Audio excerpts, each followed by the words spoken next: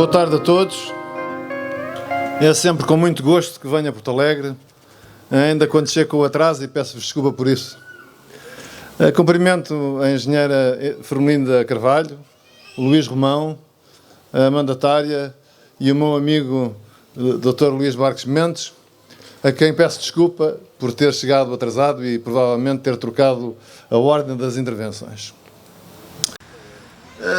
Eu fui cabeça de lista pelo CDS aqui em Porto Alegre em 2002 e 2005.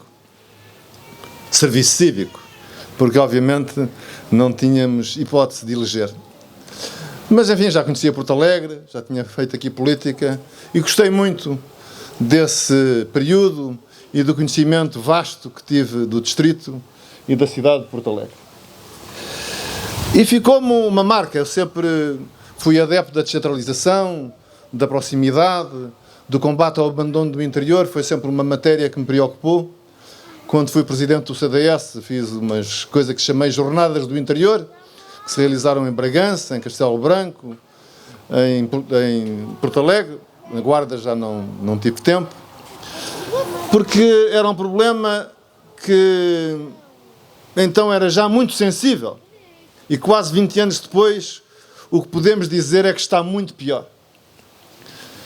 E nesse período, de 2002 a 2005, eu vi uma coisa que eu julguei impossível de ver.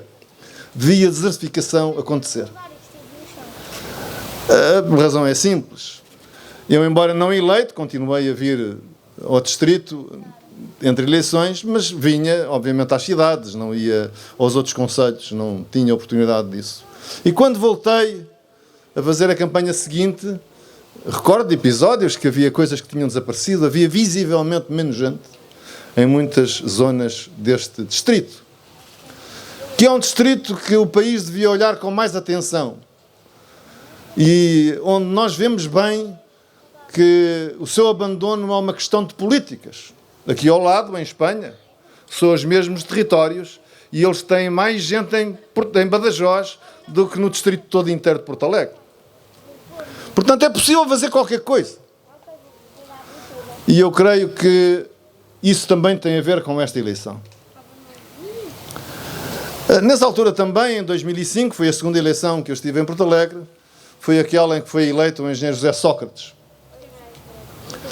aqui da Beira Baixa, conhecedor destas terras. E nós lembramos do que foi esse mandato com maioria absoluta e do festival de obras anunciadas para tudo e mais alguma coisa. TGV para cima, TGV para o lado, aeroporto em Naota, aeroporto em Alcochete, autoestrada para ali, autoestrada para acolá. E hoje, olhando para esses 4 anos de maioria absoluta e os 3 anos a seguir, nós sabemos o pouco que foi feito. Nessa altura eu dizia de brincadeira, em 2005, que o próximo anúncio do engenheiro Sócrates ia ser o Porto de Águas Profundas em Porto Alegre. Porque olhando às alterações climáticas, o nível das águas do mar ia subir e ele já com visão preparava Porto Alegre para ver atracar os navios aqui para carregar e descarregar mercadorias. Bom, isso era uma blague. Mas o que aconteceu nestes 15 anos é que, em termos de infraestruturas de comunicação, capacidade de relacionamento com o resto do país, capacidade de atração de mais gente, capacidade de desenvolvimento da sua economia, de geração de emprego, Porto Alegre está pior do que há 15 anos.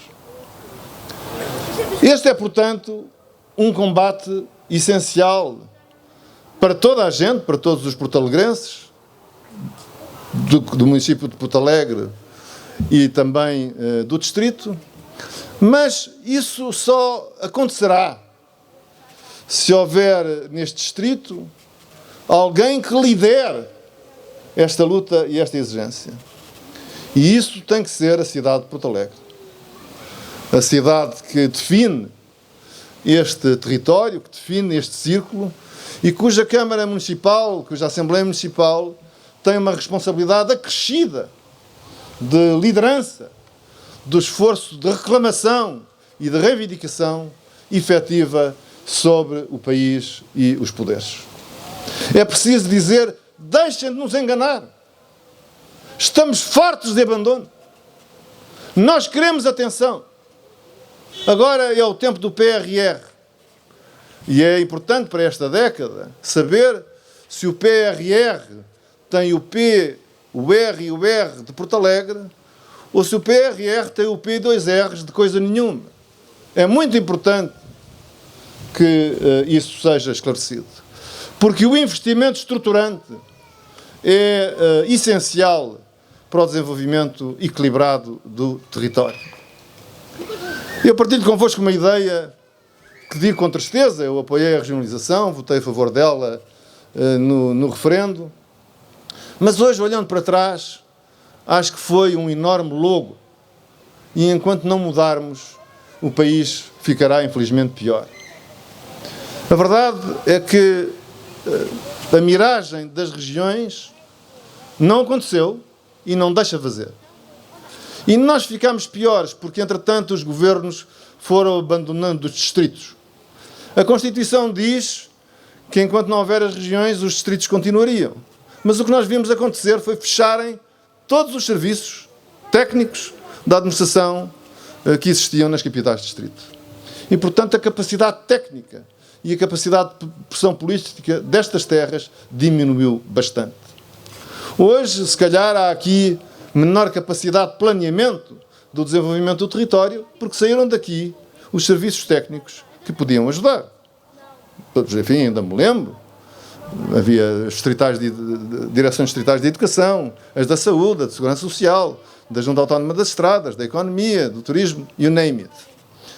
E é preciso dotar estas terras dessa capacidade técnica em apoio dos seus municípios. Eu tenho muita esperança em que as populações do interior se levantem através dos seus autarcas. Se levantem como deve ser em democracia, votando em massa, nomeadamente nestas terras do interior nas próximas eleições, e provocando uma mudança. Provocando uma mudança.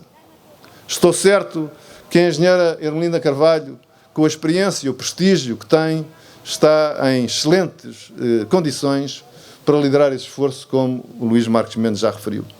E que a Assembleia Municipal, com uma forte representação liderada pelo Luís Romão, será também um grande apoio. Estou certo, e agradeço por isso às estruturas locais do CDS e do PSD, o esforço de convergência e de coesão que fizeram, e que não se desperdicem votos.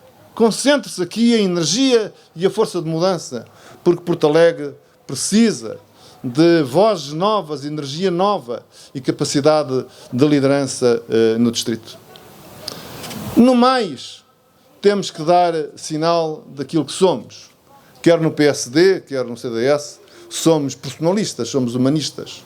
Temos um culto profundo da proximidade e temos uma grande apreço, uma vocação natural para o exercício autárquico, este plano em que é importante que os cidadãos vejam em cada autarca um amigo, que confiem neles e que nós saibamos desenvolver nas freguesias e nos órgãos municipais políticas de proximidade, políticas de aproximação e de representação das pessoas.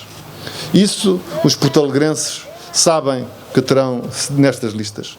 Mas é importante que deem força à capacidade de liderança de Porto Alegre nos próximos anos, para que Porto Alegre consiga exigir dos poderes públicos em Lisboa, dos poderes públicos no Governo e na Assembleia da República, uma mudança de atitude que acabe com o abandono, que acabe com o esquecimento, que se veja, como tantas vezes disse, que hoje, com a integração europeia, o interior é a nova praia.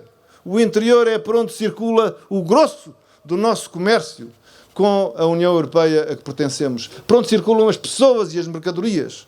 E há aqui muito trabalho de fixação de empresas, de indústria e de comércio que pode desenvolver estas terras. Também é preciso, isso o engenheiro Sócrates também prometeu, creio eu, mas esqueceu-se, resolver o problema do IP2. Não pode haver a A23 e a A6 e o IP2 continuar atrasado como há 30 ou 30 anos.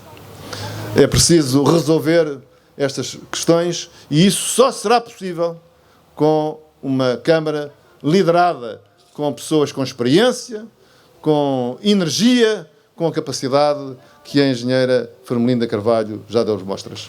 Parabéns pela vossa candidatura. E apelo a todos os aqui presentes. Já vi que há muita gente nova e ouvi o Luís Marques Mendes saudável. Que não falte ninguém. Muitas vezes, nas eleições autárquicas, há mais abstenção do que nas eleições legislativas. Isso não pode ser. Nós não podemos desperdiçar as oportunidades de mudança quando elas passam à nossa porta. E a oportunidade de mudança está a passar à porta do destino de Porto Alegre.